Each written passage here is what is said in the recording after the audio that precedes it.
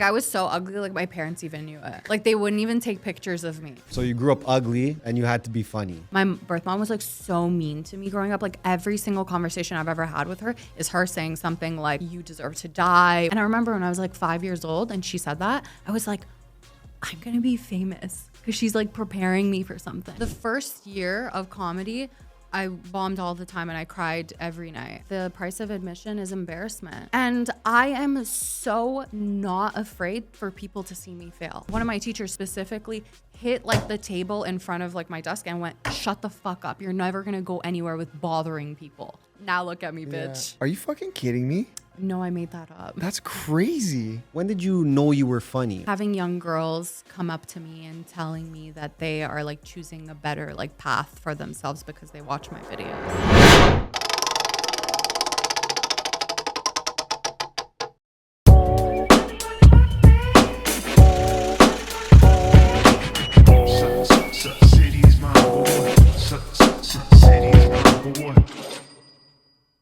Welcome back to the MBH podcast, Money Buys Happiness. It's been a while, I feel like. It has been. It's been a while since we filmed an episode like this, especially. First of all, back. Yeah, well, We back. we fucking back is an understatement. Ernesto, who do we got here today? We got Zar the Star. The Thanks for Star is having with me. us. Thank you. What are you doing in Toronto? I don't know. You don't know. I want to get out. I want to get out. So you're I living don't in like New it York here. now. I live in New York. Let's go back a little bit. Mm-hmm. When did you know you were funny or feel like you were funny? So when I was like, I used to be like really ugly as a kid. Okay. So like I had no choice but to develop a personality, Okay. you know? Okay. And like I was so ugly, like my parents even knew it. Like they wouldn't even take pictures of me. Stop. There were, yeah. And when other people tried taking pictures of me, they're like, stop it. What age? Let her figure it out. What age is this ugliness? What age is this? Like from like, I guess like birth to like, From- I don't have any fucking baby from pics birth- either. I don't have baby pics. We gotta find a baby pic of you. No, There's gotta we be don't. one. I only have one picture, and that's like in my mom's passport, and she had to have it. She had to have it. Yeah, So from the moment That, you were I don't have born. any baby pictures at all. that is crazy. Now with AI though, we could probably make one. Maybe, but but it's- then if it's still ugly, I'd be so sad. I was not expecting this answer, by the way. So you grew up this is ugly, crazy. Okay. and you had to be funny.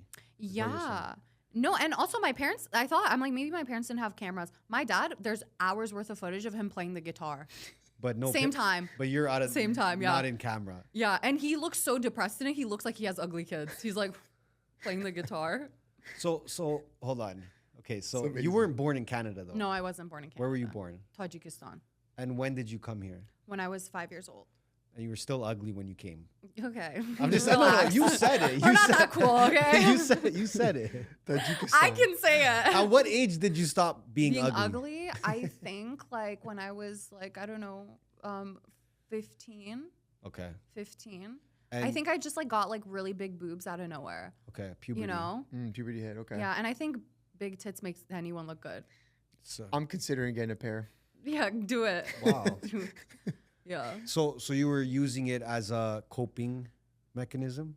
Boobs? No, the boobs. The being funny, trying to be funny. Oh yeah. I would watch like movies and stuff like that, and like comedy is a formula, you know. It's like an equation. Okay. This plus this always equals laughter. Like even like during my sets now, like if I don't do a pause during a joke, it won't get laughter, and it's like the slightest pause, so it's like so confusing. But then I do a slight pause in like the next set, it gets a laugh.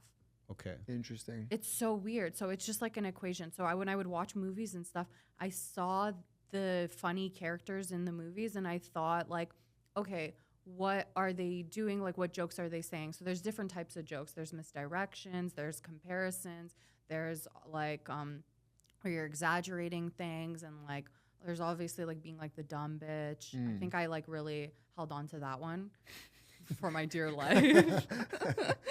And then when I learned English, I let go. Mm-hmm. And then when I got pretty, I took that back. Yeah. So you were trying to be funny growing up, but were people telling you were funny though?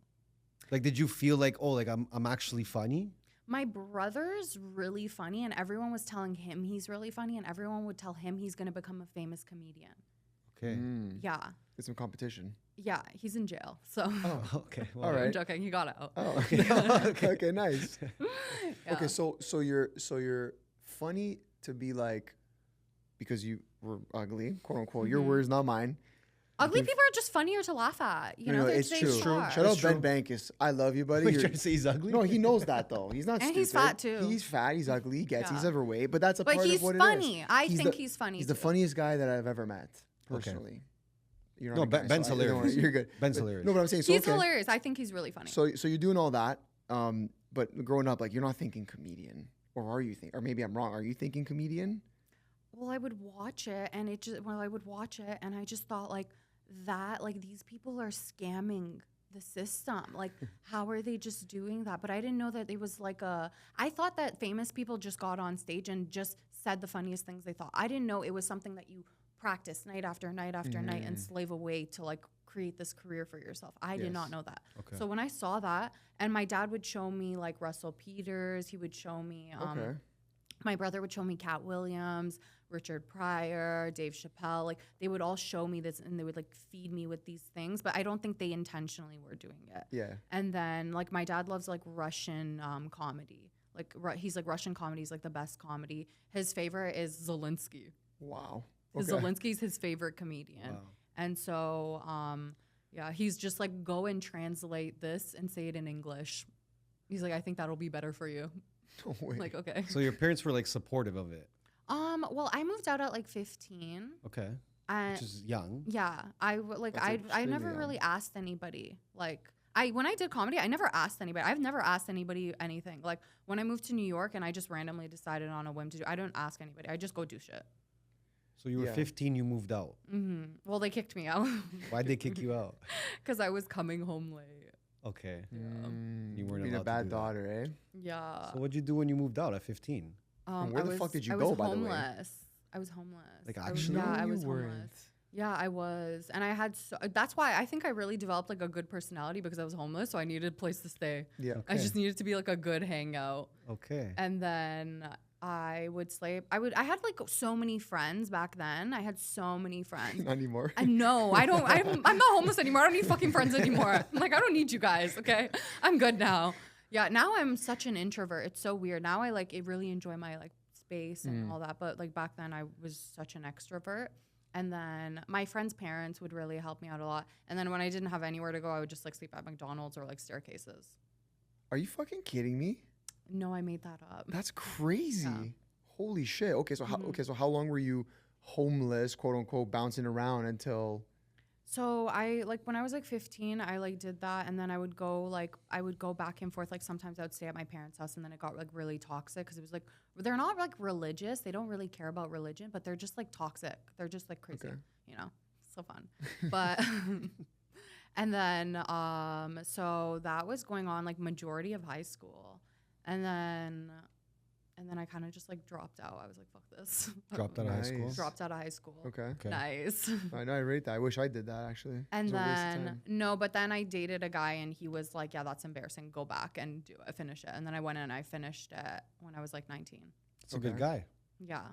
And then what was your thought process from there? Were you like, okay, like I'm gonna like, was there an idea of like a job you wanted or anything, or like what? I was got the- fired from every job I had. Nice. Every single job I had, I got Nice. fired from. And like when I was a server and people would come to the restaurant, I would literally just throw the menus at them.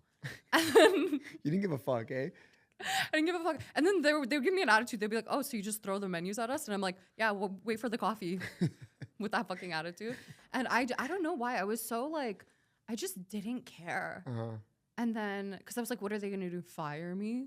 And then they did. And then they do. And They I'm like, do. wait, I didn't think. And I always thought that they wouldn't fire me. I'm like, they're not going to fire me. And then they would fire me. So you were just going job to job, Job to job to job. Yeah. getting fired. Getting fired. And in your head, what was your plan with? Did you still love comedy? Did you still love that side while you were doing that? Well, like, okay, so when I was like 18, 19, I got like attractive and then I started like modeling here and there and stuff. And then I did bottle service. And so like I fully turned off my personality because I'm like, I don't need this. I'm beautiful. Straight to bottle service. Straight to bottle service. I'm like, yeah. Smart. Yeah. Let's start Classic robbing, play. guys. Yeah. So you did bottle service? So I did bottle service and I did Okay. it here. And then it was like fine. It was like a little, traumatic. You know how Could it be. is. Yeah. Yeah. But I don't know. But if you're a pretty girl, like do bottle service. I You feel can make like a lot of money. you can. And you make good connections too. Like there's so many people that I'm like still like good friends with and stuff, and like good like partners with from bottle service. So that was Yeah. good. And Okay. then so I was doing that, and then I was like modeling and stuff, and then I couldn't even keep those jobs because like I'm not the type of person to stay quiet and be like submissive. Like I'm like I'll Yeah. bark back. Yeah, Like it's yeah. better to have like a girl that sits there and just shuts the fuck up. For In sure. bottle service, yes. Yeah. Look pretty, shut up, serve the bottles. Yeah, but I couldn't shut up. I don't know. I couldn't. You scrapping the guys like Yeah, back and no, but I would just like give them like I would just like make fun of them. Like I would just like roast the fuck out of them.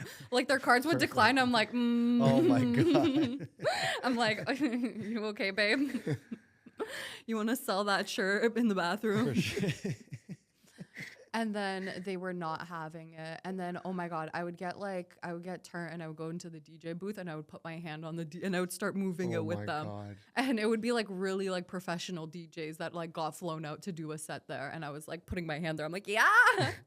Oh, so You're you're causing a savage. mess. I'm just like fucking shit disturber. Yeah. So did you get fired from bottle service? Yeah. Eventually? Yeah, I did. Yeah. And then you were just like, okay, now plan last resort, being funny? And then, I just I signed up for a screenwriting class because Okay. I do right now, but that's what I really wanted to do then, but I wanted to know how to do it. And then that got canceled and a stand-up comedy class opened up, and they emailed me and said a stand-up comedy class opened up. Do you want to join that? And I was just like, okay, like 1 day a week dedicated to laughing. Like, let's see. So I got there and I'm like shining in that class. And I'm like, wow, this has never happened in a classroom before. And then, except for like gym when I was like outrunning fat bitches, but that's the only time. So then, I was like really shining in that class. And then I was like, wait, this is really cool. And then I was like, so like, how do you guys like perform? Like, what do you do? And then they were like, there's an open mic. You go to an open mic. And I told my class, I was just like, let's go, guys, let's go. And so after the class, we went to an open mic.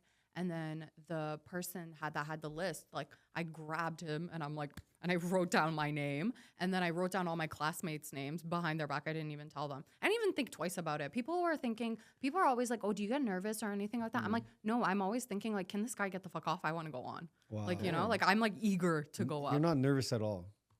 Not really, but once I started, every time the crowd grows by like 100, I get a little tense for sure. because I need to get used to it.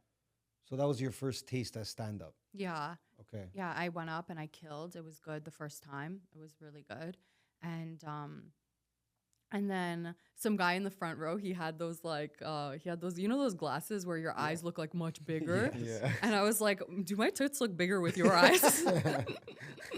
And he was like, with his fucking huge eyes. So at that point, are you on social media at all? No. Nothing. Well, I was posting pictures of me being pretty, but I would never post a video of me talking. Like, Okay. if someone posted a video of me talking, I'd be like, delete it right fucking now. Really? Yeah. I was so insecure about people hearing my voice. But you weren't nervous to go on Interesting. stage. No, because that's like in person. Okay. Yeah, social media is different. And on social media, I was in that weird like Toronto girl phase where you just post like really like extravagant things that is not yours, Yeah. not Yeah. yours, Yeah. not your life that you're funding, Yeah. but it's like another guy's. I was like posting stuff like that where I was like kind of like baiting people to be jealous of my life. Okay. You know Welcome those, to that. people do that That's- all the time. Yeah, I mean, I wouldn't even say that. That's not just Toronto. That's just like Instagram, I think, as a whole. Yeah, Look at my life. It's so cool. You're doing the it bottle service reeks life. insecurity. Yeah. It's like I am so insecure. Like this is the only interesting thing about my life. Mhm. Yeah. So you were really like serious about people not posting your voice. Mm-hmm. So, Yeah. So when did that change? Because obviously you blew up on socials. So then I was like doing comedy, and like for like the first year I was struggling. I like sucked really fucking bad. Like it was like not good. And I remember seeing some clips oh, early thanks. on. They were not that good. I have to be straight with you. They were really Thank not that you. good. No, we have to pull one up. No, but We have to pull one up. that's being honest, because the growth now has been incredible. But I Yeah. remember being like, who the fuck is this girl from Toronto? She's not that funny. But what I did respect was, sorry, I'm being so honest. No, with you. that's good. But what I I always, said it, so you can't say shit to me if I'm true. saying it about myself. No, it's true. But I mean, listen, at the end of the day, art is also subjective. So Yeah, like, I could have watched exactly. something, thought it was shit, and someone was like, this is fucking hilarious. Yeah. But there's not a lot of, I might get called out for this. I don't think there's a lot of women comedians. Am I wrong? Probably. But like, so I thought that was fucking ballsy for a girl just get up and like suck in a way. I was like, fuck, this is kind of ballsy. No, it's good. Because you know what I thought? You know what I thought? I'm like, I get up there and I suck. I'm still beautiful. Yeah. You know? Worst case. Worst case. I'm literally, I go home, I look in the mirror and I'm good. And everything's okay. You know, but then there's people who don't have that. And like I they're feel ugly for and them. Suck. Yeah. Yeah, like no, but then it's easier for them. Okay. You know? No, but it was anyways, so you can say your story, but I just wanted to make that point. You sucked, but I respected the fact that you were going up there and posting on social media, by the way. Yeah, because the thing is that I read somewhere that the price of admission is embarrassment. Facts. That's such a fact. And I am so not afraid for people to see me fail.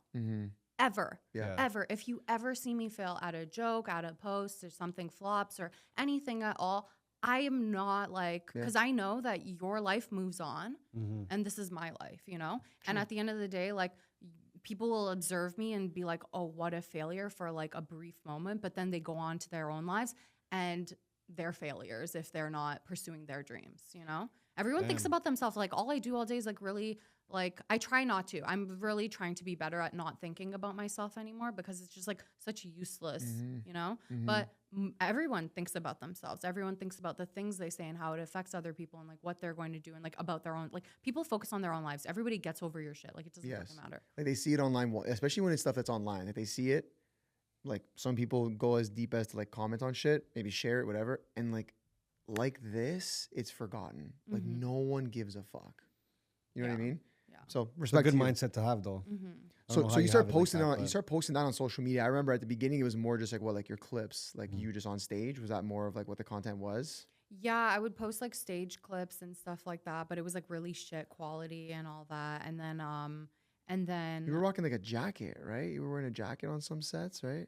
yeah, like because the thing is that I don't like showing my body on stage. I don't like people seeing my body. Okay. I don't know. Okay. Well, that was a big switch up. You went from like Toronto, like Bottle service. hoe to like To, like, wearing don't a look at my North body? Face. Were you not wearing a North Face on one? Yeah, I Yeah. was, but what's it called? No, I'll still do that. It's just not winter, you know? But I don't know. I don't really like that.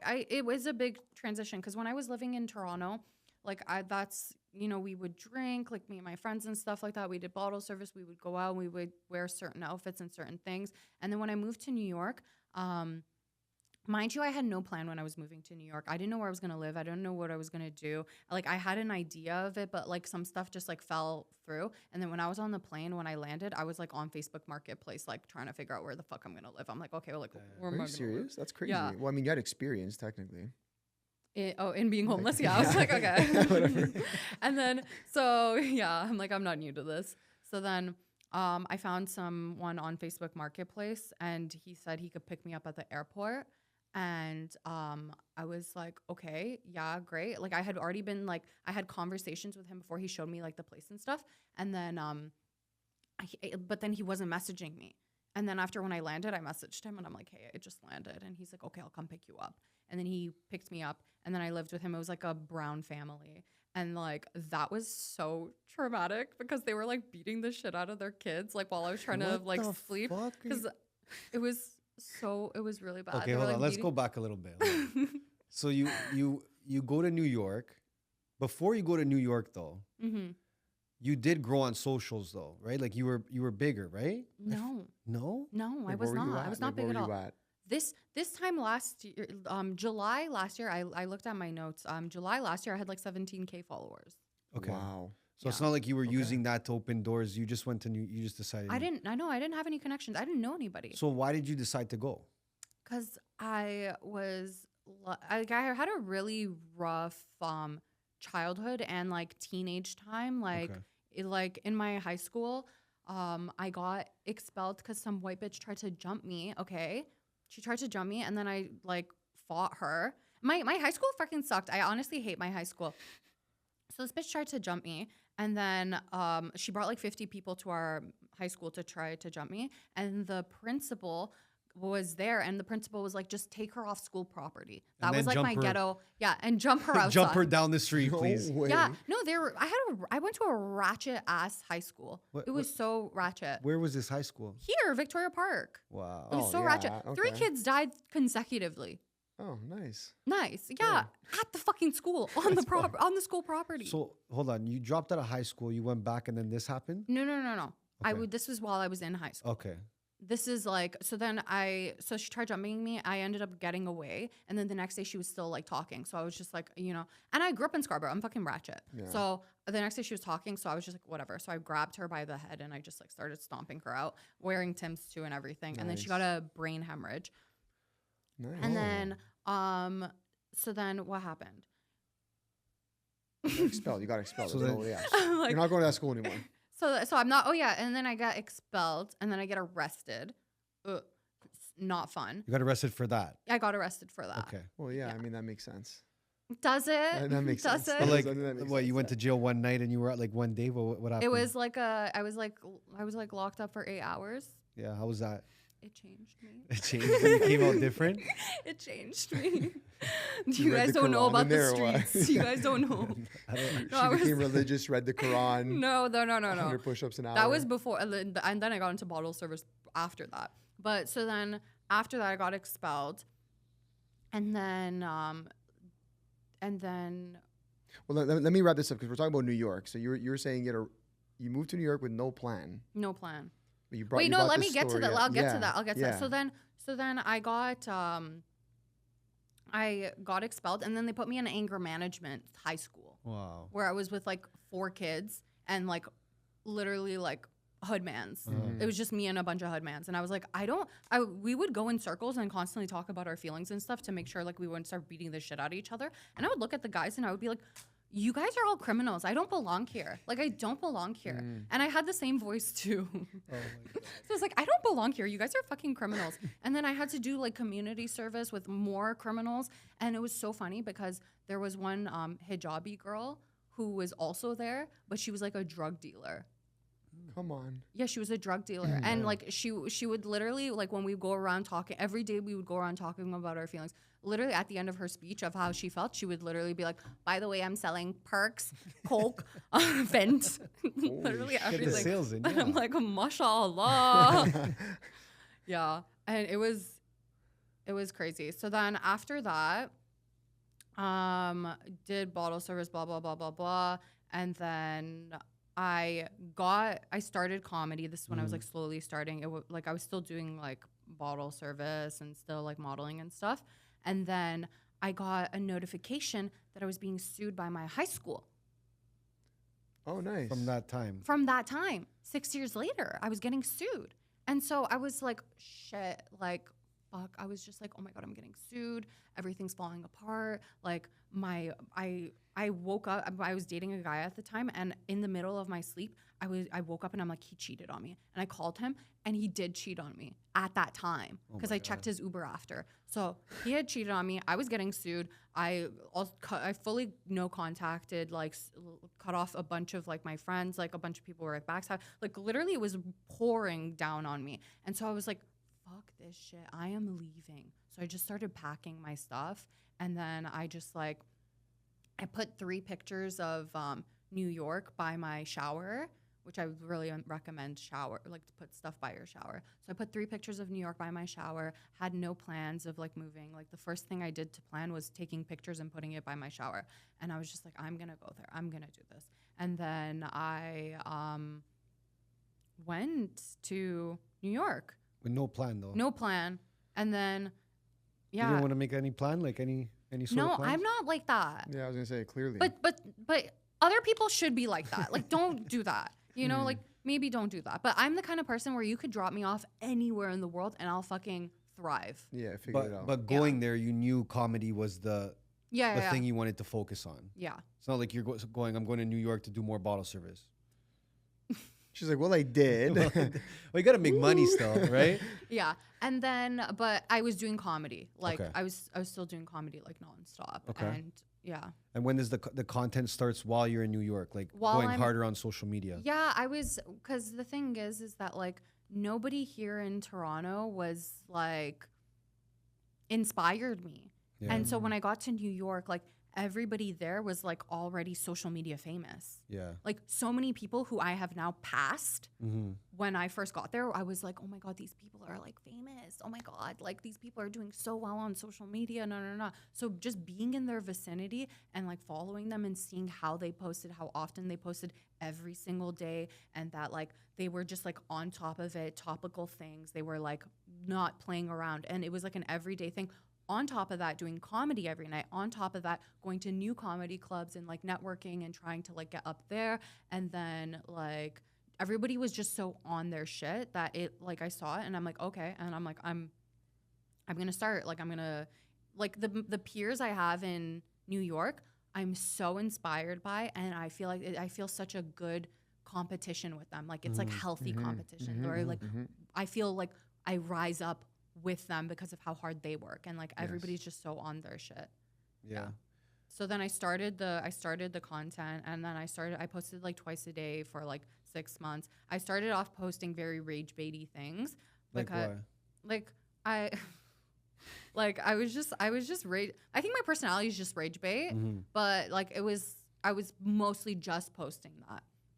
And so I posted like a video of me because I went on a date with the guy, and he like a car was about to hit me and he pulled me away. Okay. But the way he did it was like kind of unattractive. So I was just like, I never saw him again because I got the ick. Guys can't do nothing anymore. Can't even save a date from a car accident. Okay, but if you're gonna do it like sexy. Okay, do it You know, sexy. like slow mo. Like How did he do? Give you a headlock? he was like, he was like so rough with it. I was like, okay, relax. So you were kind of just making content based on your experiences at Yeah. that point.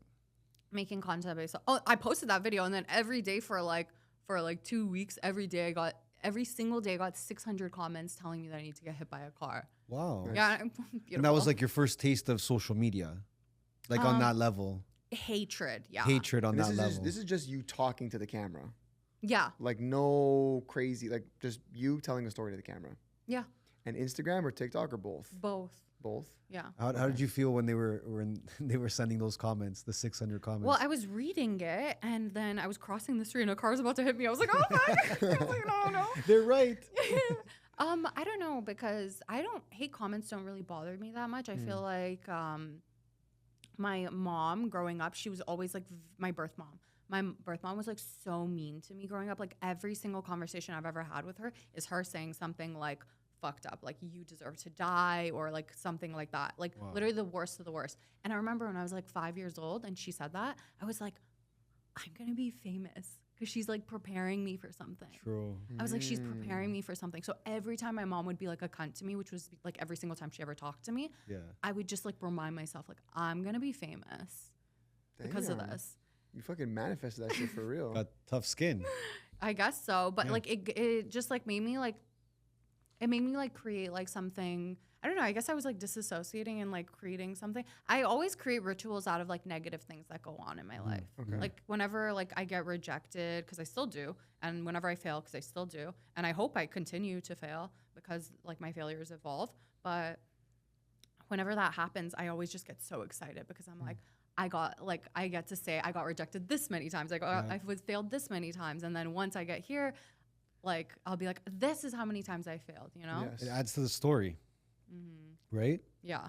Yeah. Okay, so you're doing the content. Was there a moment where like you really went viral on IG or TikTok Yeah. The prank call. when you started the prank calls? Yeah. The prank calls. What made you want to start the prank calls?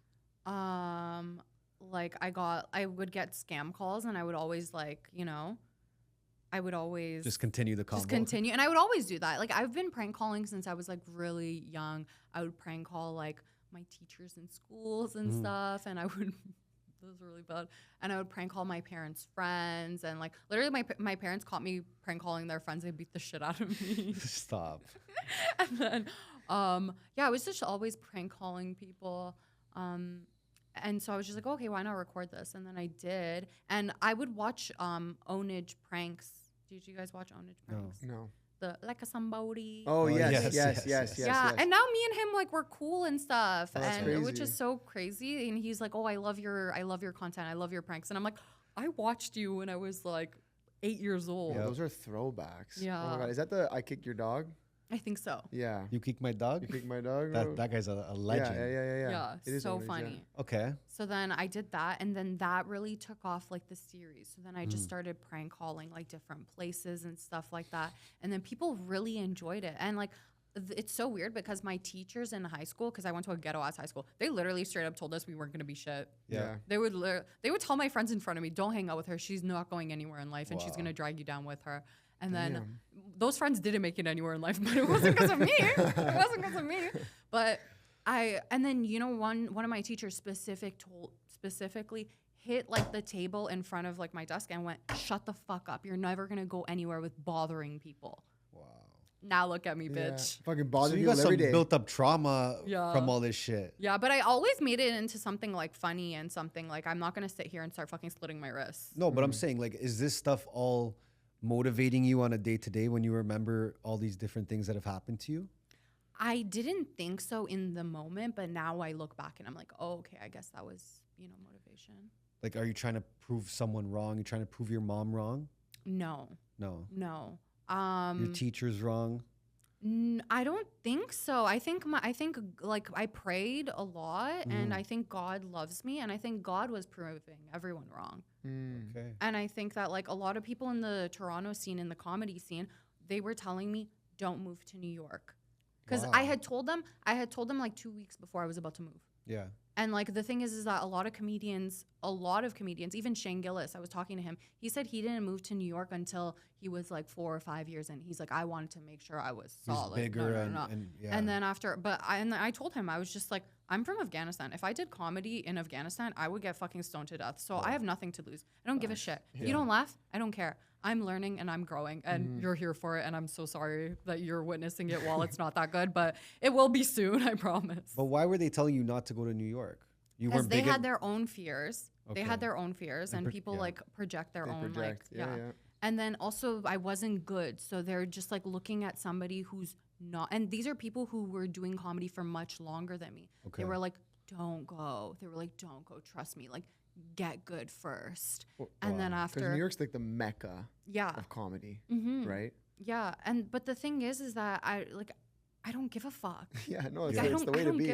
I just don't fucking care. Like, I'm gonna go where I can get the most amount of stage time, and New York's where you go to get the most amount of stage time. And I'm not gonna like let like other people's insecurities hold me back. And I'm not gonna let like there's so many people in this world, and like I perform like so many times in front of so many fucking different crowds. Like I'll perform like 3 times in front of like 100 people crowds. Those people, they just recycle. There's going to be Yes. more people. Yes. There's going to be so many more people. More people are going to watch you, and you're just going to grow, and you're just going to get better. But when people were saying that to me, and then I remember when I first started comedy, someone told me, "Hey, I just want to let you know you should stop doing dark humor and stop doing like edgy stuff. It's not going to take you far. Wow. Don't post on social media." Because I was posting shit clips of me being shit. Yeah. And they were like, "Don't post that. Trust me, don't post that." And then, so literally all the advice I got from people in Toronto who did comedy, I did the exact opposite of everything they said. I didn't listen to anybody's fucking advice. I was like, oh, okay. And then I looked at their careers and I'm like, I'm going to do the opposite of that. Yeah. I was gonna say. And then now I've passed all of them. Of all of them. course, I'd of like, course. I've passed all of them. And it's just so crazy because I'm like, maybe you should start doing stuff that you're scared to do. It's true. But How would that's- you? That's go ahead, go ahead. Toronto. Yeah. Just to make the point, like that's. I mean, I'm sure that happens everywhere, Mm-hmm. but it's very Toronto-esque. Toronto is a very like it's like a bubble. People don't want to leave it. And there's so Well, they much think the people here. world is Toronto. They think the They, world yeah, is they, here. yeah, exactly. They Yeah. think Toronto is the world. But they think ambition is embarrassing, Yeah. It's true.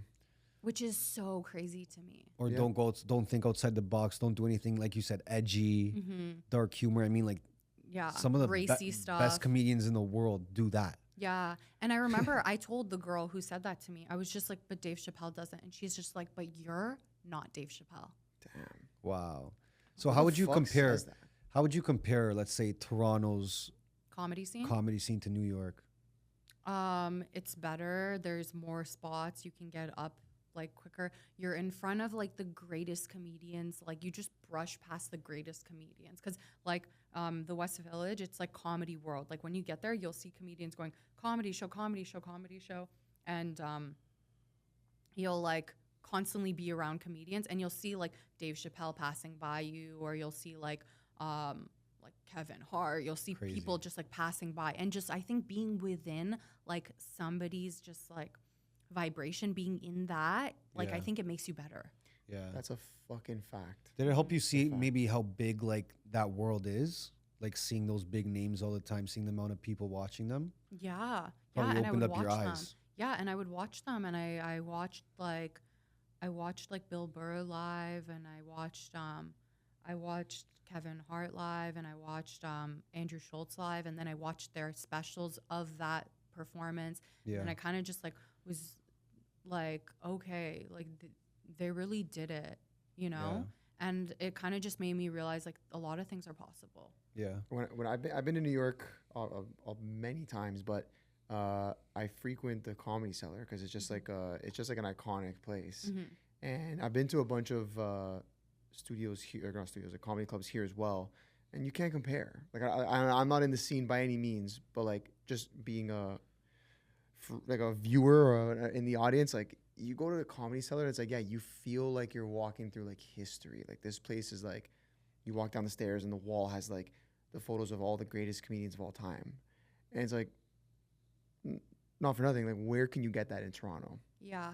The Right? thing is with Toronto, the comedy here, it's very specific because Toronto, we're very specific. Like we have so many different races. We have like, you know, like Sri Lankans, Yemenis, and all these things that like in America, they kind of blur past that. It's like brown, black, Hispanic, you know? Yeah, yeah. Like we have very specific things. And when you come to like Toronto, you can make jokes about specific things that are specific to Toronto. In New Yes. York, what's really shifted my style is that everyone I perform to is a tourist. So I'm performing in front of the world, and that makes me better because I become like more general, and I'm able to like, you know, perform in front of different, not just in front of Toronto. You know, some that makes people sense. are Toronto comedians and they're great for Toronto. But that's take all them, they are. Yeah, you take them anywhere else and they can't like survive really. True. So That makes sense, though. That makes Yeah. sense. But that goes back to the whole, like, Toronto's just a bubble, right? Because you're performing to people that are from Toronto. It's not really tourists. yeah. So you're saying when you're performing, you're getting everybody. Yeah, and Toronto, what I like about it is that immigrants come to Toronto and they stay themselves. You know what I mean? Everyone kind of stays themselves. In America, you turn into your state. You become where you're at. Yeah. Facts. That's a fact. It's too, so yeah. weird. It's Yeah. really weird. Like Yeah. we stay ourselves and they move there, and like New Yorkers are New Yorkers. Like, Yeah. you know, like people from Florida are like, you know, Florida man and like Yeah. all those things. So then it's just kind of different. Yeah. It's not bad, it's not good, but it's just different. Yeah, but that changes the way you approach your comedy. That makes sense. That makes a lot of sense. So how about going back to the content? Like, has that helped you open up doors as a comedian? Yeah, for sure. Right? Like, when did you notice that start happening, and maybe what kind of doors did it open for you? Well, I was still like, before I even had a social following, I was still touring. I would still produce my own tours and I would sell them out before I even blew up, but it would just be Canada. And now I can tour in America. So that's like better. I like get brand deals. So it like pays like my bills, and Yeah. like I'm able to pay for stuff and like survive. And it's great. I also just get to like meet so many other really talented people who like reach out and say like, oh, I love your work and I love this and it's so funny, and it's so cool. Yeah. Yeah. Do you think, and we kind of brought it up, I think, before we started the pod, but being a woman in comedy, do you think that's helped you? No. No. I know, I don't really think so. I thought, because when I was in bottle service and modeling, no one said no to me. Yeah. You know, no one said no to me. But then when I got to comedy, people started to say no to me. There's like the one-off like booker and like manager who's like low-key horny who will let you get by. Thank God for those guys. But Shout out those horny guys. Yeah. thank you. But like aside from that, no. And a lot of people kind of look down on you because they're like, who does this bitch think she is? Like, coming here. And like when I first started comedy in New York, a lot of people gave me kind of like the cold shoulder and like weren't like as receptive. Oh, really? But as soon as I blew up, that changed. Sure. Yeah. Obviously. And there's like, but I really went through like the ringer with comedy. Like even after I kind of blew, like once I got to like 100K followers on social media, I was still barking, which you don't have to really be doing at that state. Barking is this thing that comedians do where you stand on the side of the street. You have to do it. Like street promoters. Okay. When you pass by the cellar, you probably saw them. Yeah, what are you they're out doing? there. Yeah. What are you doing? So you're barking. You're basically saying, "Hi, come to my comedy show. Come to my comedy show." You're just promoting your show. Yeah, you're just Okay. promoting the show, but like that's like the kind of like lower level of like comedians. Like you have to do that in order to get on stage. Okay. And you make like half of the ticket sales, but I was really good at barking. Like I would bark for like 15 minutes and I get 26 people. Nice. Damn. Yeah, I was so fucking good at it. So I kind of didn't want to stop because I was so good at it. And the thing is that sometimes the comedy club, it wouldn't have a big crowd because the barkers just fucking sucked. So I was just like, I want to still perform in front of a big crowd, so I'm just going to keep barking. And then also I got to see which comedians were like weirdos because they would see me outside barking. And then when we would be in the green room, they wouldn't talk to me. And then after one of the other barkers is like, sorry, I saw your social media. Like, what's your following at now? And I looked at him and I'm like, shut the fuck up. And then after he's like, what is it at now? I'm like, oh, it's at like 127,000. And then they would act different. Of course. Oh, 127,000. Oh, hey, Czar. Yeah. Let's yeah. collab. Hey, yeah. Czar. So crazy. But barking was like so, that shit will humble the fuck out of you. For sure. Well, it's like sales. It's like sales in a sense. It'll humble the shit out of you. I was outside and I was barking for 3 shows back to back, okay? So it's like an hour and a half of barking, and this was during like the winter, and it was like really cold this winter in New York, like super, super fucking cold. And so I was outside, and I actually was wearing these pants. I was wearing these pants, and I got my period outside. Oh my God. And it was like all blood. But I didn't want to go home because then I would have to like change and then I would miss the 3 shows. Yep. So I just stuck it out for like, it was 2, 4, 6 hours of being outside barking. And then the blood froze. So every time I would go on stage, I would run back outside because I didn't want the blood to like Melt. Yeah. And it was so rough. And I'd have just so many people telling me to shut the fuck up in my face. What was Yeah, your? Did you have like a script? Like, what was your go-to like script? You know what's so funny? When I was 8 years old, my uncle, he collected a bunch of like kids from like the low income areas, and he would make us chocolate sell. Okay. So I did that when I was a kid, from like 8 years old to 14, by myself downtown Toronto. Holy fuck. By You've myself. done everything. You've What lived the 100 hell? lives. I feel Yeah, like. I was child labored. I'm a fucking victim. For real. No, I was literally a victim. So I think that's why I was so good at barking, and that's why I feel like I'm so good at comedy, because I can be in front of anybody and I'll go up to you and say anything to you because I don't care. Yep. So I started that when I was like 8 years old, like at a really young age. But that's when like my finessing tendency started, because I was just like, okay, how can I make sales at like as a kid? So then me and my cousins, we would like act disabled to make Nice. sales. Oh my Nice. God. It was so good. It was so good. It worked? Yes, Of course it it worked. Of course But we it took turns because one person needed to collect the money. So One we both person couldn't needed to be- We both couldn't be like not good. Yeah. Okay, so what are the levels? You said there's barking. Yeah. There's barking. So that's how you start off. Mm-hmm. If you wanna do stand up at a show, right? Yeah. They say you gotta go bark first. Yeah, you have to bark for them. And at what point do you level up from barking? Once you Like if you say that place right there, I want to headline that place one day. you have to bring a crowd. Yeah. It's just mostly about how many people you could bring. Yeah, it's all about that. I think success is how many people you can gather in one space. For sure. So That's a fact. That's Yeah. a fucking It is. fact. Literally. in every field, in Yeah, any it's true. field, if Yeah. there's a True. lot of people there, you're successful. Okay. So yeah, so if you can bring a crowd, you're great. That's And fine. obviously with social media, You can bring a crowd. right? Yeah. Do you think you'd be as successful as you are now without the social side? in comedy? I just don't see me not doing the social side because I feel like this is why a lot of people like in comedy struggle because in comedy, there's like these weird rules we have for ourselves and within each other and like things that like comedians will look down on like crowd work comedians.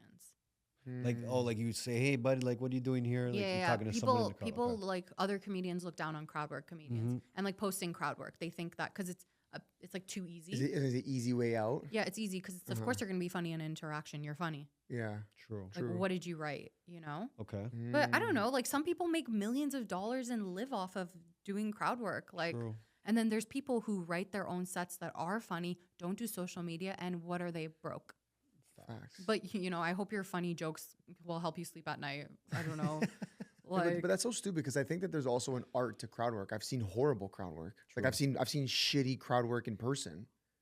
Ben does crowd work. Ben does but I remember vividly. Yeah, I went to hilarious. Comedy Cellar like a year ago, and one of the guys was like bombing, so that he converted to crowd work in mid set, and it was also fucking horrible. Yeah. Yeah. So like it's easy, but is it really? I don't know. The thing is that every crowd is different. True. Every moment is different. You can't. That's what I love about comedy. You can't replicate a show ever in your life. You know, there's one thing that you can do that won't work. There's a crowd that's just either really good and receptive to your stuff, and there's a crowd that's just like not going to be receptive to your stuff. And then there's also going to be like people where you say one specific joke and it throws off the crowd from you, and then they don't like you after that. And it's just like so many different. Like I've been booed off stage. Really? Yeah. Where? Tell us about it. Where was it? It was like because I had like a 25-minute set and it was 3 minutes into my set. They got it quick, eh? Yeah, it was so bad. And because I said like a racist joke. I was in New Jersey. It wasn't even. I don't even think it was that much of a fucking racist joke. Okay, What was it? I'll What'd tell you you the say? joke. So I'm like, I'm Canadian. There's things about America that I just don't know. Okay. And I don't have health insurance. And my friend was telling me that I should get Obamacare. And I was like, Obamacare? Isn't that for black people?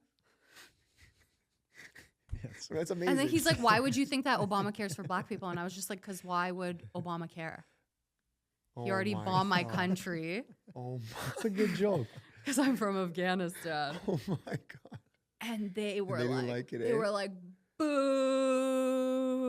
Oh my God. And it was my birthday. Come on. Happy birthday. Thank you. That was Did you remove that joke after? No, or did you keep saying it? Did that ever hit anywhere else? It's the thing is you know Jeff Garland from Yes. Yeah.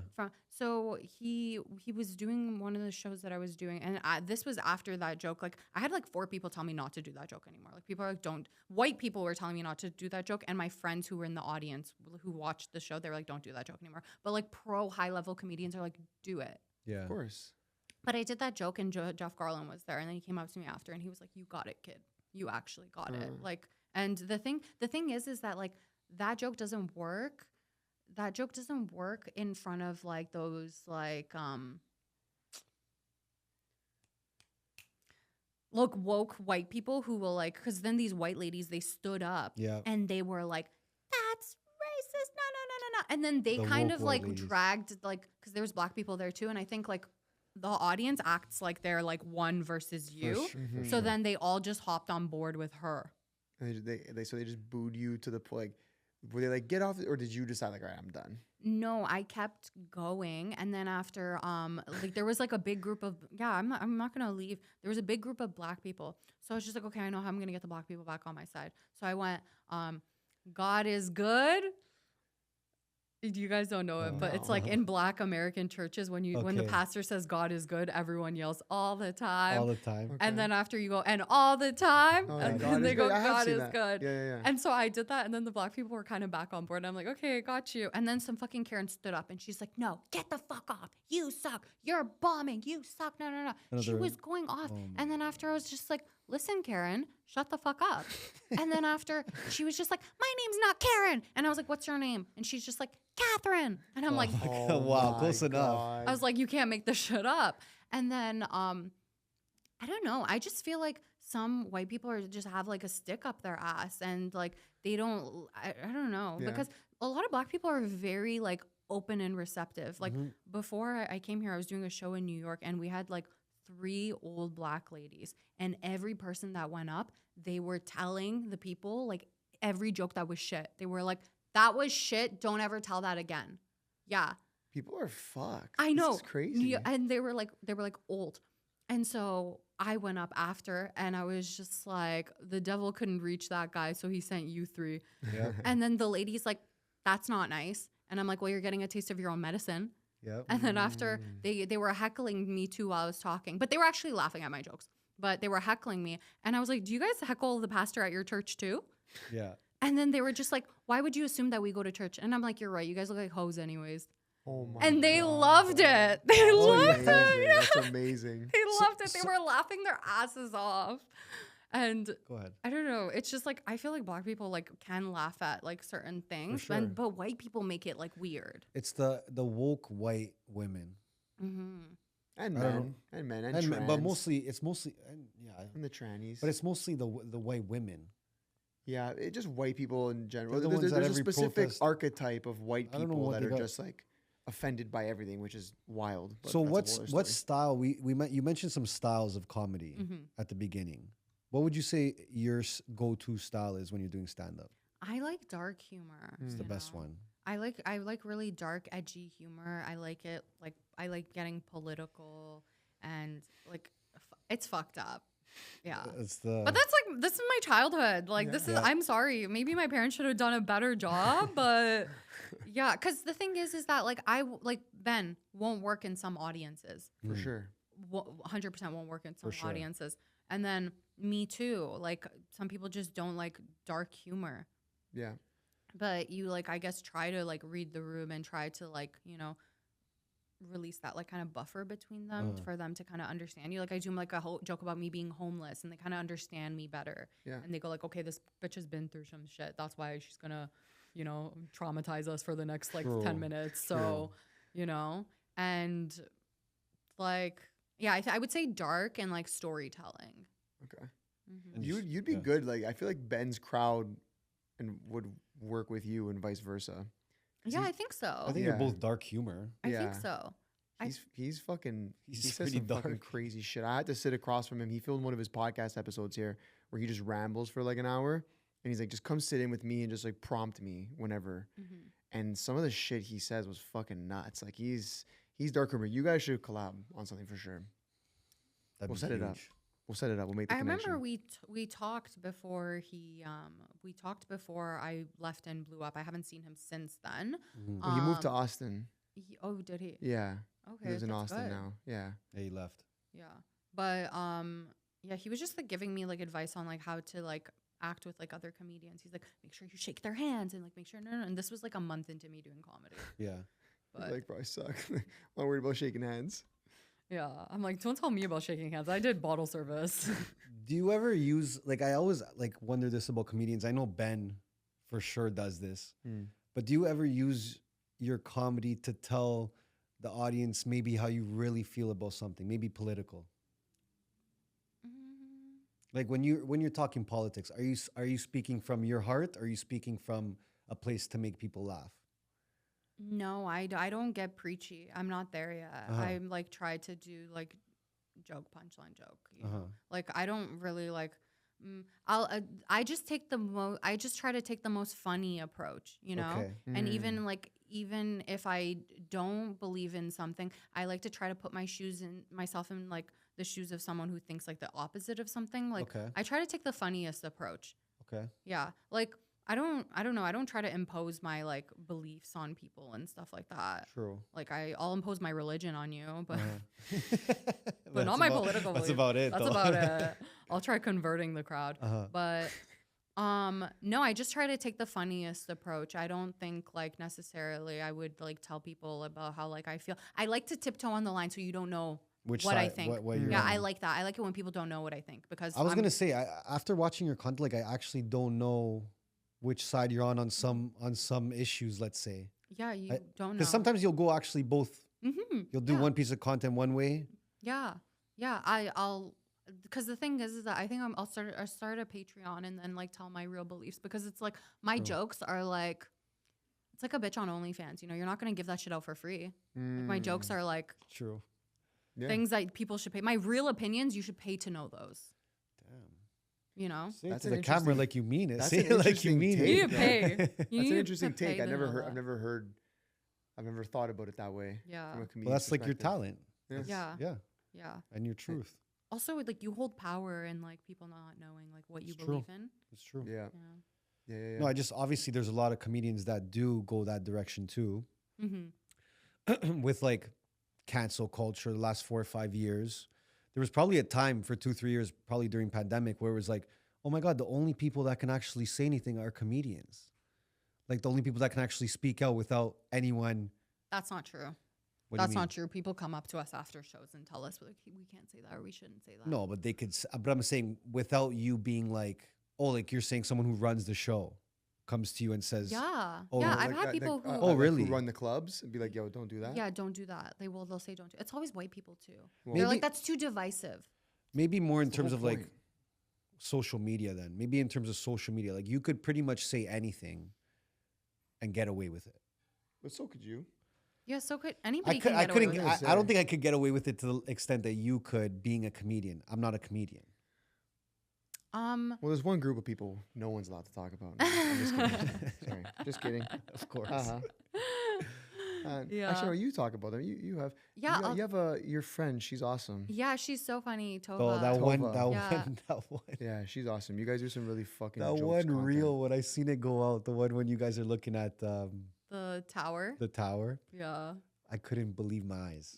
I couldn't believe. I was just waiting for it. Like I'm like I'll come back in 10 minutes and read the comments then. Okay, Yeah. actually, I want to ask you a question about your comedy and your content more. Are you pre-planning this? Like, what's your approach when you create content? Because there's like and by the way, actually, let me backtrack. We had Nima Naz on this podcast Yeah. like years ago when we had like no one watching, and we called him a content creator, and he like made a point multiple times of telling us, "I'm a comedian. I'm not a content creator." I'm like, "Oh fuck, okay, my bad." Yeah. So, does that matter to you? Well, like Like, are you, like if before I call I used you, to, because some people will call me. I like that question. Some people will call me like a social media star or like Influencer. because I did comedy before I ever did content. yeah. Mhm. I was like I do comedy before that. But the thing is that like I don't ever take for granted the fact that people like watch my content and like it makes their day and like people like people have messaged me and said like I'm literally in the hospital and I'm binging your stuff and it's making me so happy. So call me whatever the fuck you want. I make people happy and that's that. Like I Yeah. don't care anymore. Like I used to have an ego about it, but like I'm so confident in like who I am and like where I'm heading and like my future. And I think like everybody like starts somewhere and it's just like you are a content creator. You make content, you know, and that's how people know you and that's how people come to your show. that's the way I see it. I Yeah. don't think that's a bad thing at all. I think again, like you mentioned, what gets you on stage is selling the show. Yeah. Well, like, What made you known? Content exactly. creation. Where did you promote the show Mm-hmm. on social media with your content? Yeah. Right. So okay, that was kind of the first thing. But then the second thing is obviously like I'm sure you see this shit on social media. It's like plan your schedule 50 days ahead. You got to know every piece of content you're doing. ChatGPT, blah, blah, blah, blah. Like, I'm curious for you who's done very well on social media and your growth has been exponential. Like, are you planning everything? Are you like on a whim? Like, what's your content schedule life look like? No, I love this question. I post intuitively. Okay. I'm always thinking of like fun and funny ideas and I will like make them on the spot. But I did for 8 months, I posted twice a day every day, Mhm. 10 a.m. and 2 p.m.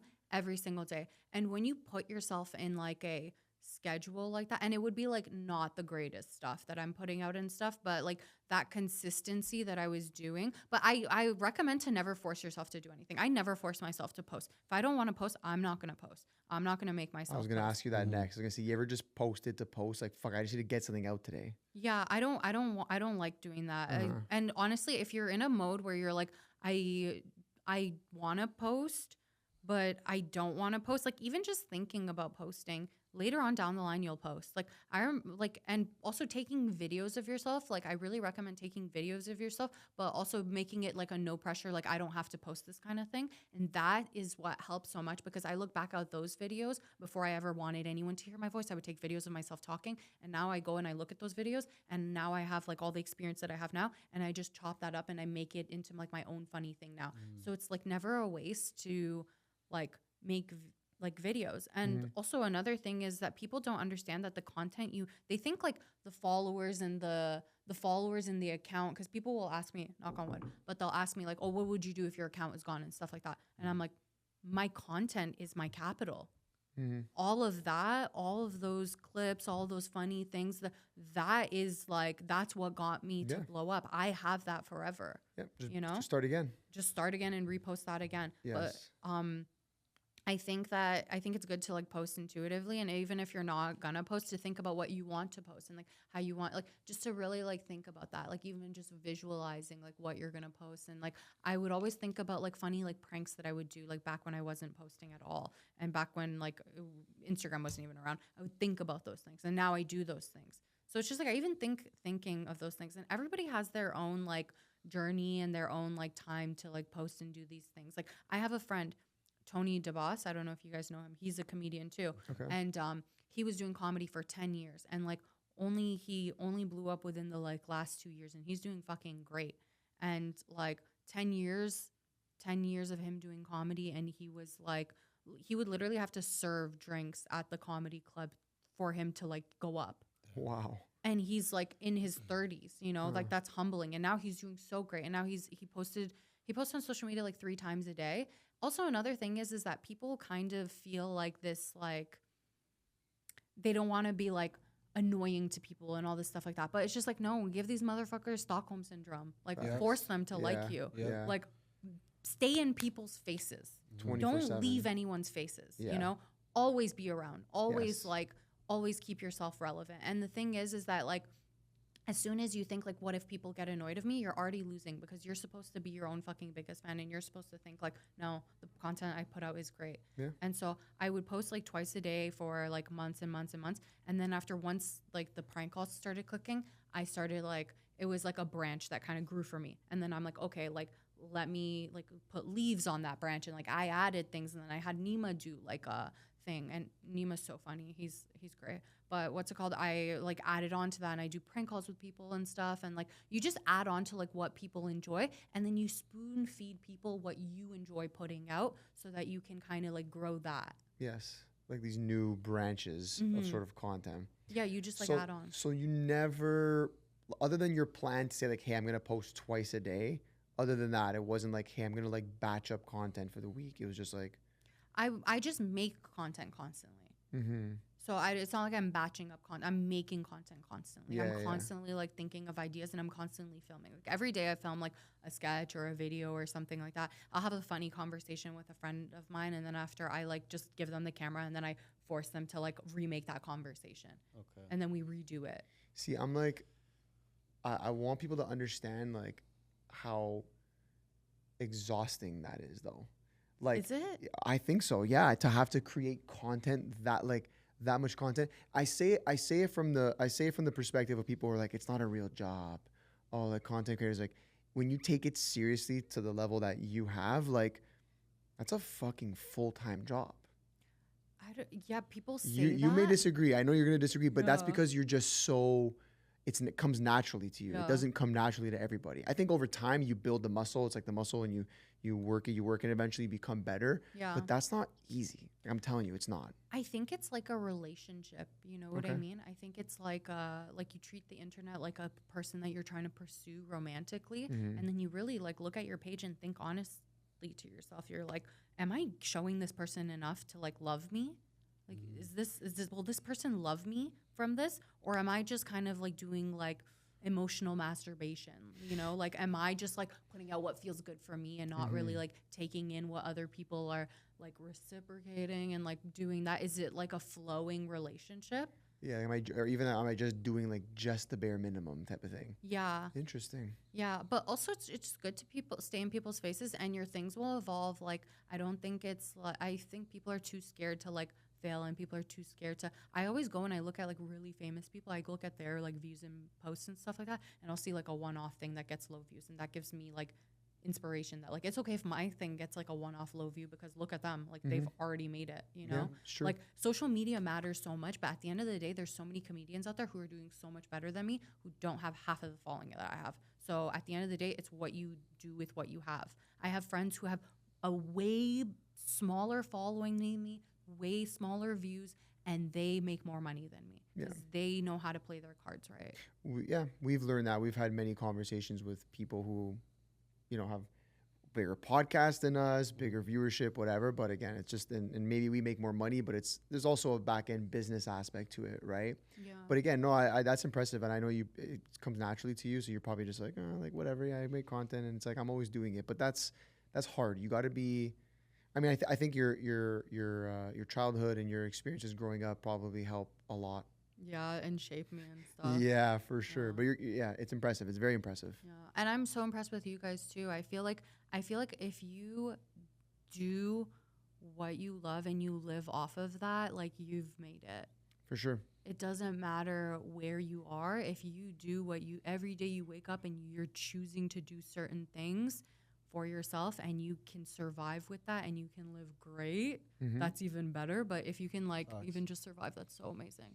And I'm really proud of you guys. No, thank you. Thank you. It means a lot. There's not many of us that come out of this city that, do things that people are well, we also had to leave aware the of. city, though. Yeah, you we have left. to leave. We went to Miami. We did, and we're in the middle. Miami. You guys said it together, hoes. Miami. No, and we're headed back there too, which is, we'll talk about that off camera. I wanted to ask you, is there anything that you won't joke about? Anything that's off limits when you're prepping for your show or your content? Is there anything you say, Zara, no, can't do this? I think I wasn't raised right. I will joke about anything. Like, no, you were raised to be a comedian. Yeah, clearly. I think so. Yeah. I think so. No, because like I was like seeing this. One of my exes passed away, and then like after that, like I went up on stage and I made a joke about him. Oh. And like now he's like in my set forever. Wow. And so like I don't like, even like right after something happens, I can joke about anything. There's not anything I can joke about. I don't think so. That's maybe not good. Yeah. Maybe it's not good. Maybe I've matured. I'm still 25 years old. So. But how many shows have you done, you think, up until now? I don't know. Like 100? More. 200? Maybe I perform like 3 and times. And how many night. times has 3 times a night? Most nights. And how many times has someone come up to you and say, "Hey, you shouldn't say that"? When I'm performing at one spot, I'm running to the other. So going to the other, and like, yeah. Also, 3 times in one night will be different spots, venues, or sometimes the same one. I'm trying to get at like it's not like people are saying you're going too hard or going too far or saying shit you shouldn't. Besides that Barack Obama one, that one time. Yeah, people will sometimes say stuff to me, and I used to get down on myself about it, but then I watched Tim Dillon. Do you guys know Tim Dillon? Of course. I watched Tim Dillon, and as soon as because I was going through a phase of kind of like really like making myself feel bad about like, why can I only say fucked up things? Why does this only get me like going? Like, why is that? And then I watched him, and I'm like, I'm doing fine. He doesn't give a shit. I'm fine. I'm like, I'm okay, you know? And I had just, I'm trying to think if I have a lot of people come up to me and be like, oh yeah, that was like really like fucked up, and that was like not okay, but you're doing it. And I'm like, yeah, I'm doing it. I'm going to keep doing it. And I'm going to keep doing it. And you'll keep watching it. 100%. Yeah. So nothing off limits then? I don't think so. Yeah, I don't think it should should be your that dead way. boyfriend. So yeah, there's nothing's off Well, limits. when I was little, I was child labored, right? So I did when I was a kid, I would act disabled to make sales. Yep. I was 8 years old, okay? Fuck off if anyone wants to be fucking. It's crazy that you even knew how to do that at 8 years old. Well, like I saw disabled people. I saw disabled people, and I was like, Have you thought about going into business? It's kind of smart at that age to do that. Yeah, and then I would even like go up to people and tell people that like I'm an orphan and like that like my parents were like burned alive. And like I would go on this long story of like this so depressing story. Like they were burned alive. Now we're at the orphanage, and the guy who runs the orphanage is kind of creepy with me. And like, you know, I haven't ate all day, but would you like to buy a chocolate? Everything makes sense now, by the way. and then yeah. So I went on stage. I tried to do an impression of me as a kid doing an impression. Okay. And it killed for like 4 times, and then one time I did it. And it did not go well. Yeah. Wow. And that made me like, I went and volunteered at mosque the next day. I was like, I need to get it together. Cause I was like, oh, okay. Like maybe I can't do that. Yeah. Cause Ari, you know, Ari Shafir, No, I don't know. I do. he's another really great comedian. Okay. He kind of looks a little like homeless, Okay. but He looks homeless completely. he looks, he's Jewish. He looooks homeless. And then Dave Attell said that he looks like the landlord of a cardboard box. Oh my God. That was the funniest thing I'd ever heard. I was like, oh my God, that's so funny. But I saw him do like an impression. And I was like, oh, okay, like he can do it. Like I'm going to tell that story and I'm going to do the same impression I did as a kid. And it was fine at first. And then that one time I didn't do well. I was like, maybe I can't do this impression. Did you never do it again though? This is a sign from God. I went to the next show and I was like, I don't think I'm going to do that impression anymore. I think that might be a little bit wrong. Even though I'm reenacting myself as an 8-year-old being child labored. Yes. Yeah. Well, that's how you should start it next time then. I was. Okay. I would. I did. I said this was my sales pitch and then I would do it. And then, so basically, I went to the next show and there was somebody who was like, visibly like disabled at the show, and I was like, okay, that's God's sign to not do that. Yeah, and that was the end of that Yeah, because if joke. you can't do that joke in front of those people, then you shouldn't tell it. And that's how I go about it now. Now I tell myself like, okay, if those people were right in front of me and I wouldn't say that joke, I'm not gonna say it. Fair. You know, I'll say it behind closed door with my friends. On this podcast. Other than that, but nowhere else. Yeah. fair. That's fair. Okay, we got some. Yeah, what do you got at the bottom there? I got some extras here for. Where do you want to start? We got some fun stuff, some rapid fire, okay? Before we go into some clip farming, okay? Okay. I'm excited. All right, this is a good one. Maybe you could speak on this one. What do you wish more women knew about the comedy world? What do I wish more women knew about the comedy world? Like before getting into it, maybe a piece of advice for them, or something Like you people learned. who want to do comedy that Sure. are girls? Yeah.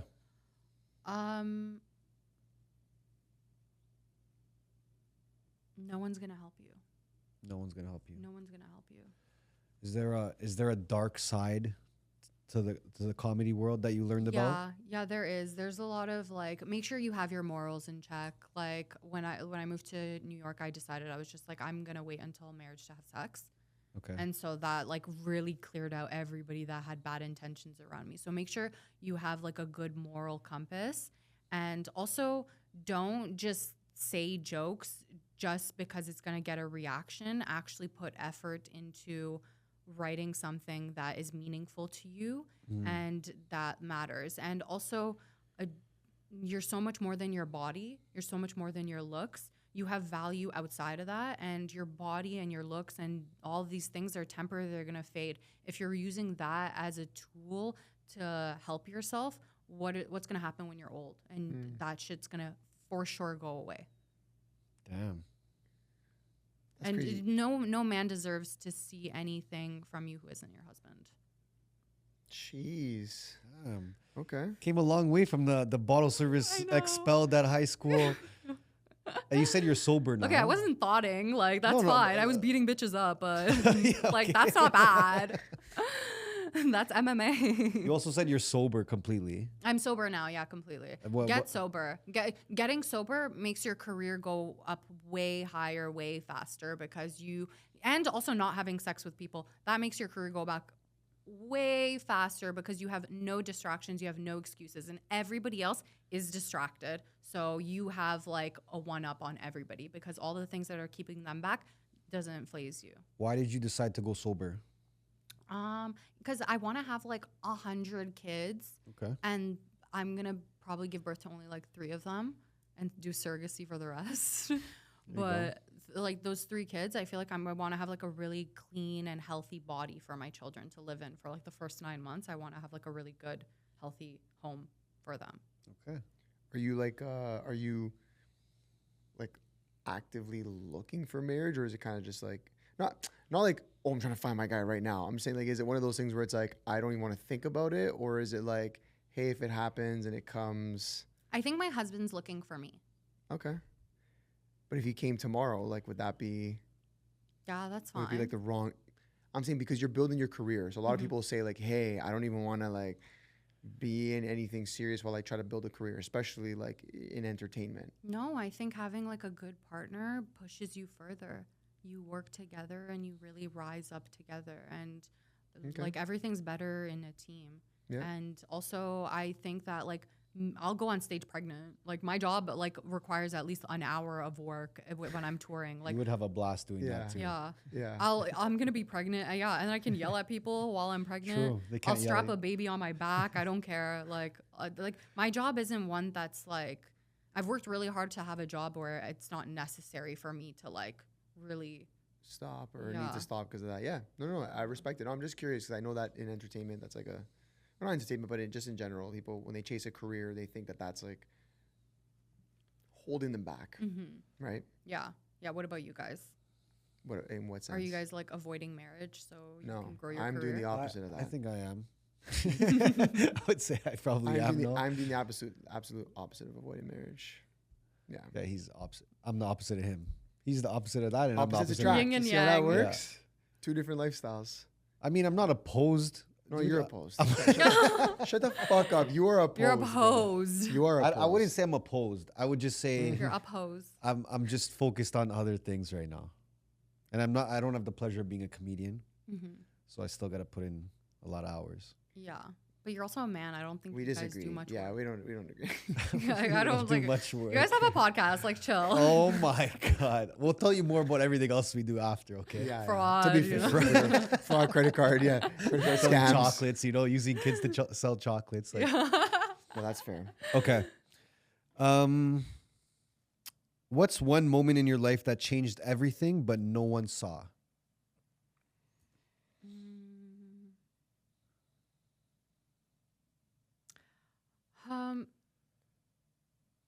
What's one moment that changed everything in my life, but no one saw A it? big turning point. I think just like the first like 8 months of living in New York, that I would just go show, home, like sleep, and then go back and show. Like people weren't seeing that. Like people weren't seeing that I was like really like going at that, and like they weren't aware, and like that I avoided having friends and talking to. I spent my birthday alone. I spent like Muslim, like the holidays and stuff by myself. I was just like, these are just like adulting things that you just have to do in order to, you have to be okay with being imbalanced. Yeah. And like, I was just like really going in on comedy. It's impressive. It's impressive. It's not easy, especially in a country that you don't know anybody and just going off. And I even feel like today you still don't post heavily about the stand-up, or would you say I'm wrong? I'm still trying. Like I want to really like put out like my first hour that I'm really, really proud of. Okay. So I want to really like work on that and Okay. like really just try to make it like because the first one I put out, it's like basically my story. True. True. And yeah, so I think I do. No, my managers tell me that I should, but I do post stand-up clips Okay. and stuff. I want to get better at posting them. It's just kind of like I feel like so attached to my jokes that I'm like, I want people to come and watch them and experience them for the first time. Fair. True. That's fair. Yeah. So Okay. You should still post them though. I think people would still come watch it. 100%. I don't think the jokes being like out in the world would stop them. Yeah, but I also have like jokes about like stuff and like friends that they're like, don't post that. Sorry, you can say it on stage, but I don't want you to like. And I'm like, guys. Like what? Give us a joke. What's one of those? She's gonna be pissed off at me. It's okay. No. She can be pissed off at us. No, once I get like the courage to be like, no, I told her I'm like, if it's like a Netflix thing, then I'm doing it and I don't care. Fair. Okay. Yeah. All right. Just don't talk to me about your lives then. You have the rapid fire open? I got it here. All right, hit her from the top. All right, here we go. Rapid fire, quick. Don't give me no fucking long stories. Don't tell me. We don't oh, need a it's fucking 10 storyteller right sentences. now, Just okay? give it This to is- me and this we is fire Bitch every talks week. too much. No, because every time we tell someone rapid fire, they end up telling a story every time. Okay, you ready? Okay. Who's the one comedian you'd want to roast?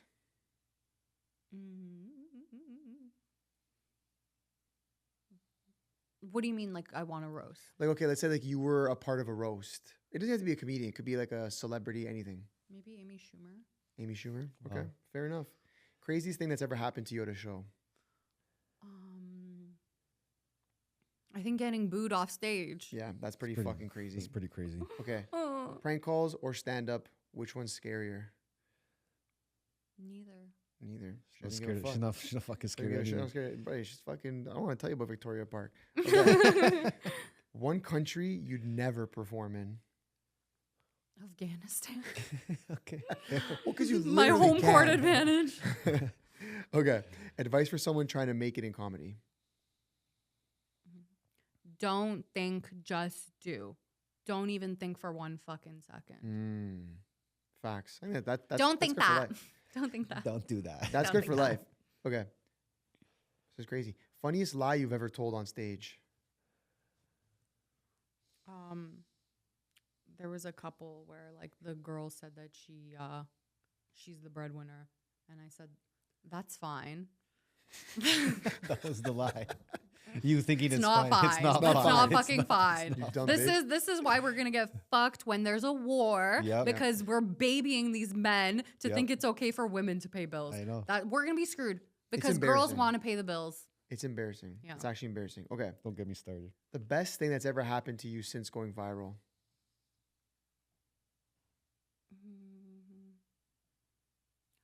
Having young girls come up to me and telling me that they are like choosing a better like path for themselves because they watch my videos. Inspiring. Damn, you're doing fucking God's work out here. Okay. And how about the opposite? What's the worst thing that's ever happened to you since going viral? Having a stalker. There you go. Yeah. You must have saw that. You just coming. won though. That's you could deal with one. I know. Oh You my can take God. care of one. Yeah, that's fine. Yeah, Right? it's okay. Okay. Have you ever bombed so hard that you cried? The first year of comedy, I bombed all the time and I cried every night. And after I got booed off stage on my fucking birthday, and the guy I was talking to died that week too, I cried my eyes out in the hotel room. I was like, no. Yeah. Jesus Christ. We got to talk about how he died after this. No. A joke, After the after. a joke you regret telling. the disabled one. I thought But you it was don't funny. regret it though. I You don't really regret that. It was dude. fun while it lasted. Yeah, there you go. Okay. And last one. Would you rather get 1 million views on a prank call that flops on stage or bomb online and kill in real life? That fucking, That's you know a what? tongue twister. Forget that even happened. I don't even know what that even means. No, you know what that means. I know Would what you that rather means. get You know 1 what that million views on a means. prank call that flops on stage? So it does well online, Uh-huh. but it doesn't do well on stage. A prank call that doesn't do Yeah, well. that's what I'm saying. It doesn't make sense. All my prank calls do so well on stage. Oh, really? They do so Wait, great. You do them on stage too? I do them on stage. That's insane. Or Yeah. bomb online and kill in real life. What matters more, your online success or on stage? There you go. Mm, She has to think. This is good. Don't let Nima I not thought see this was this. supposed to be rapid Don't fire. let Nima see this. It's coming for your head. I think on stage matters more. All right. That was the political. That's that was the that was politically the correct politically one. No, on stage matter. No, it does matter more because it's like, which one do you want to be doing for the rest of your life? For the rest of my life, I don't want to be on social media, but for the rest of my life, I will be on stage Okay. doing comedy. So I fuck with you. I always said the minute I get uber rich, I will be Become off a of social comedian. media Oh, ever okay. again. you'll never see me again. Yeah. I'll delete my account. I'll make like a Finsta. But then you'll become a comedian, right? No. I'm not That's what funny. you're trying to do. I'm not funny Yeah. enough to be a comedian. Before the final question, we're gonna get her to manifest something. For yeah, herself, we have right? to. We have to. You're gonna look in the camera, manifest something that you want to come to life. Let's say in the next 5-10 years of your life, because we're gonna run it back, clip it in 5 years, and say she said it. No pressure. Okay. But also so much. Yeah, pressure. the most pressure possible. Yeah. No, I love pressure. Okay. So let's see what the fuck you got. Scotiabank Arena. That's it. That's all we got to say. No, but you got hold on. Be a little more specific. You know that the Go in universe wants detail. you to be specific. You can't just say Scotiabank. What's gonna Okay. happen there? What are you gonna do there? How many people? I'm gonna headline at the Scotiabank Arena, and my hero will be opening for me. And Who's your hero? I don't know. Okay. Okay. We'll see. Okay. Okay. And yeah, hopefully my like family will watch me, the one that I create. Done. That's good enough. Yeah. That's That's good fire. I mean, detail. that's a big manifestation. And your hero too, which we don't know yet. We don't even Yeah, know who we'll He'll that be is. there though. See. He or she will We'll be. see. Yeah. All right. Well, Yeah, sorry. and I'll now- be married to a legend. Ooh. Yeah. That's 5 years, eh? Yeah. 5 years. Better fucking I'll speed be up. 30. Better speed the fuck up. All right. With that being said, obviously we are the MBH podcast, Money Buys Happiness. So Zara, I want to know if you believe that money buys happiness. Yes, 1,000% money buys happiness. And I was in a room full of girls who grew up because, like, I grew up dirt poor. And then when I was homeless, poor again, like, really bad. And I came to Canada as a refugee. And I remember I was in a room full of girls, like, and they all grew up privileged. And we were talking about if money matters and stuff. And they were talking about how they could go to the Bahamas, they could go here, but they never experienced love from their families. So no, money doesn't. And I'm just like, you don't get to, nobody who hasn't experienced poverty, living in a 1-bedroom apartment with multiple families, if you've not fucking experienced extreme poverty, you do not get to decide what money does or doesn't do. And at the end of the day, money does solve that. And so money does buy you happiness, but it does have a limit. Yeah. And I think anyone who, if you've only experienced this, if you've only experienced privilege and all that, like, I don't fucking want to hear what you have to say. If you've always had a backup button, if you even have a backup button, if you have a family to rely on, your opinion is irrelevant. You don't know shit. I've never had a backup button or anything, so I think, yeah, money does buy happiness. You guys are on point with that. I think fucking you're love right. that. That's facts. That's fucking facts. All right, we're gonna have some fun after the pod now. We're gonna Yes. do some stuff. What? Czar, Yes. Thank Yeah. you. thank you, Czar the was Star. awesome. Thank you for having me. That was so That was much amazing. fun. Guys, I go love- follow her, check I her love out. your We're gonna guys' drop her questions. links Thank you. below. And maybe tell them buy some merch or something. Yeah. If All you right. want- Buy some fucking merch. If you don't even want If you to, I don't even want, care. sub I- if you want, I like truly if you want. do not give a fuck. Like if you want, come It on. looks good. kidding. It looks Thanks. really Thank nice. you. And you guys both have really good style. Thanks. And like the whole place too, it's really nice. Who designed this? Or are you guys gay low key?